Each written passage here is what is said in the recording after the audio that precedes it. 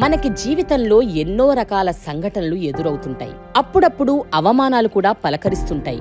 సంఘటనలని చూసి దులిపేసుకుంటాం.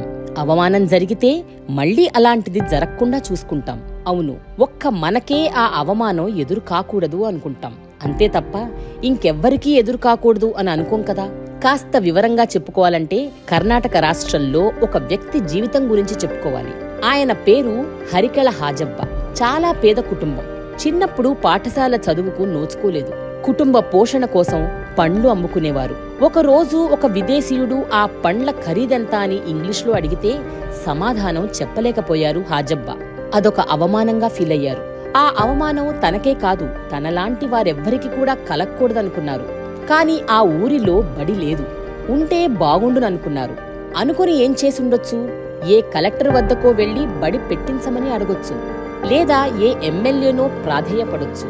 కాని ఆ పని చెయ్యలేదు. తానే స్వయంగా స్కూల్ పెడదామనుకున్నారు.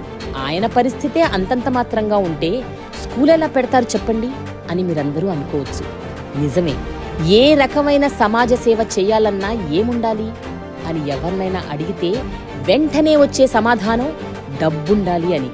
నా అవసరాలకే డబ్బు సరిపోవట్లేదే, ఇక సమాజ సేవ ఎక్కడుంటుంది అని ప్రశ్నించుకునే వాళ్ళం మనలో చాలామంది ఉంటాం. కానీ ఉక్కులాంటి సంకల్పం, మంచి మనసుంటే చాలు, ఎంతటి సేవనైనా సరే చేయొచ్చు, దేశం మొత్తం తన వైపు తిరిగి చూసేలా చేయొచ్చు అని నిరూపించిన వ్యక్తి హాజబ్బ. తాను పండ్లు అమ్మగా వచ్చిన దాంట్లోంచి సాధ్యమైనంత పెద్ద మొత్తాన్ని పక్కకు పెట్టి స్కూల్ పెట్టేశారు. ఆయన సంకల్పం ముందు పేదరికం ఓడిపోయింది. ఎందరో దాతలు కూడా ముందుకొచ్చి చేయూతనివ్వసాగారు. ప్రభుత్వం కూడా ముందుకొచ్చి చేయందించింది. ఆ పాఠశాల పేరు హాజబ్బ స్కూల్. ఆ ప్రాంత ప్రజలు ఆయన్ని అక్షర సాధువు అని పిలుస్తారు. అపురూపద సమాజ సేవక అనే టైటిల్తో ఆయన జీవిత చరిత్ర పుస్తకంగా వచ్చింది.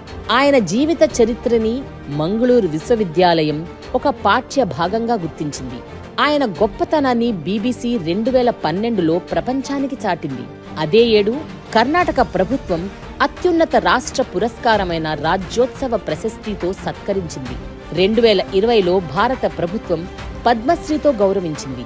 ఇంతటి అక్షర సేవ చేస్తున్న 68 ఏళ్ల శ్రీ హరికెళ హాజబ్బ గారిని వినమ్ర హృదయంతో సేవారత్న పురస్కారంతో సత్కరిస్తోంది కళామందిర్ ఫౌండేషన్.